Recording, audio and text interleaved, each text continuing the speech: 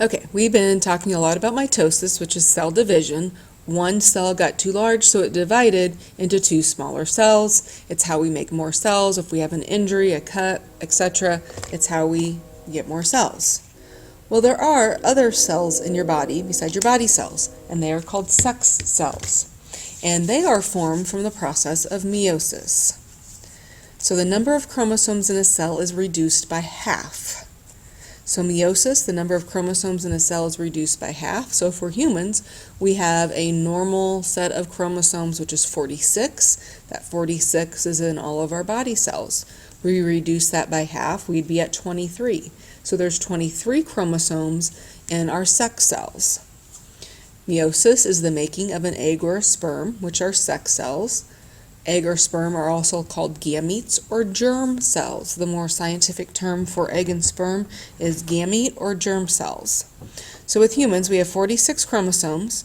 If mitosis were to take place, we start with 46. The two new cells at the end would still have 46, so they're genetically identical to the original.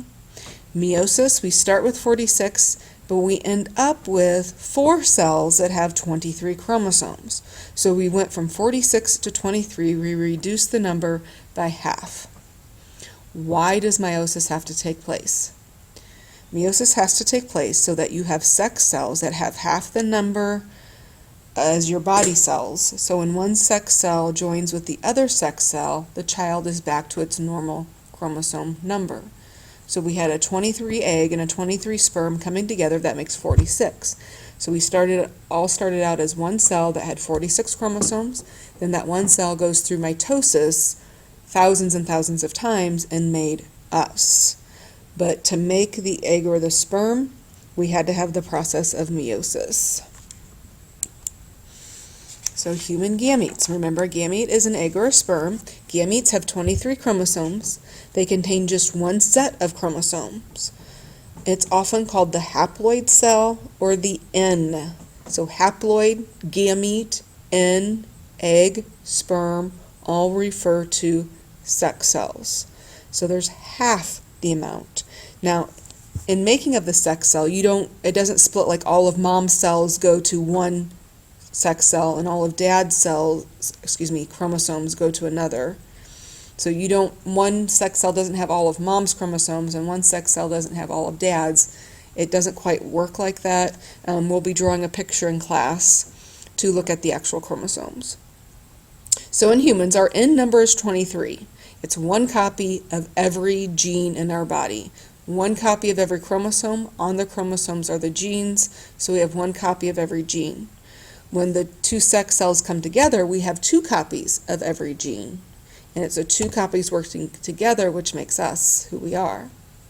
Cells, I'm referring to body cells, that contain a double set of chromosomes is the diploid number, or 2N. So we have the number 2, we have di, which means 2, so 2 sets of all the chromosomes. So pairs, that's going to be the 46 number. In humans, 2N is 46. It's 2 of every gene. And di, if you didn't know that, that means 2. It's found in all of our cells except our sex cells. So our body cells are our diploid cells, and our sex cells, or our gametes, are the haploid cells. Meiosis is how a diploid organism produces haploid gametes. So let's just say there's an organism out there that has 6 chromosomes. I think there might be a type of fly. The 2N is equal to 6. The N number would be 3. They actually have 3 pairs of what's called the homologous chromosomes. Humans, we have 23 homologous chromosomes. A homologous chromosome is a pair of chromosomes that have the same genes but different DNA. You get one homologous chromosome from mom, you get one homologous chromosome from dad. So let's just say chromosome number 1. You got one of those from mom, you got one of those from dad, and maybe chromosome number 1 has genes on it for hair color. Then you have chromosome number 2. You got one from mom, you got one of those from dad. Let's just say on chromosome number 2 is the gene that gives you your blood type. Now in reality, there's thousands of genes on every chromosome. And on my back wall, there is a picture of all of the genes, and it will show you some of the genes on each of the chromosomes. So there's 23 chromosomes back there, one of every pair, one of every homologous chromosome, and it will show you some of the genes that can be found on that chromosome. So again, a homologous chromosome is just a pair of chromosomes that will have the same gene, but it has to have different DNA because one came from mom and one came from dad. So we would have 23 pairs of those for humans. And they are all different sizes, and that's why at the bottom of the screen I have a pair that's really tiny, a pair that's medium, and a pair that's large. In humans, what geneticists will do, they can take pictures of our chromosomes, and they will then cut them out and pair them up with their homologous pair, and they number them from the largest to the smallest, and the largest they call number 1, the smallest is 22, and the 23rd pair is actually the sex chromosomes, which are X and Y. Okay, as you should know, we have 46 chromosomes in our body cells, 23 chromosomes in our sex cells.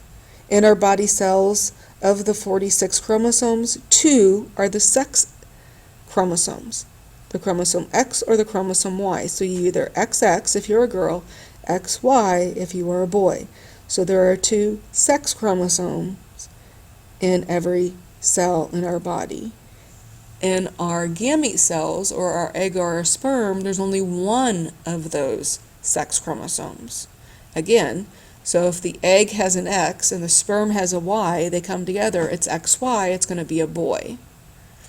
But at the bottom of the page here, those X's are supposed to represent chromosomes that have been duplicated, and they're paired up because they have the same gene, but they'd have different DNA on them.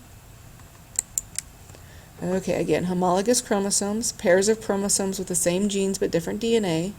You get 1 from mom and 1 from dad. Okay, so if we had an organism out there that had 8 chromosomes, 8 is equal to N. Actually, it would have 8 in its sperm or egg. 8 is equal to N. 2N would be 16, and their N number is back to 8. The next slide has more review questions. If N is equal to 12, 2N would be equal to 24. If 2N is equal to 22, N would be equal to 11. What are homologous chromosomes? Homologous chromosomes are pairs of chromosomes that have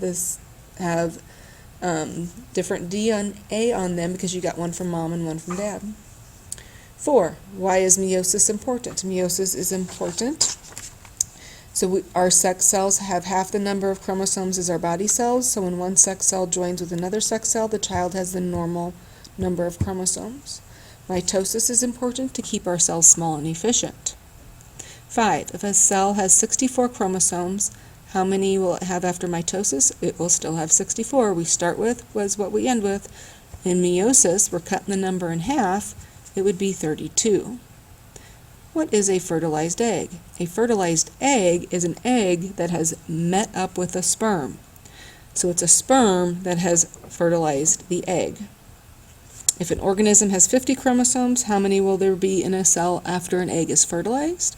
Well, if an organism has 50 chromosomes, that means there would have been 25 in the egg, 25 in the sperm met up with the egg, 25 plus 25 is 50.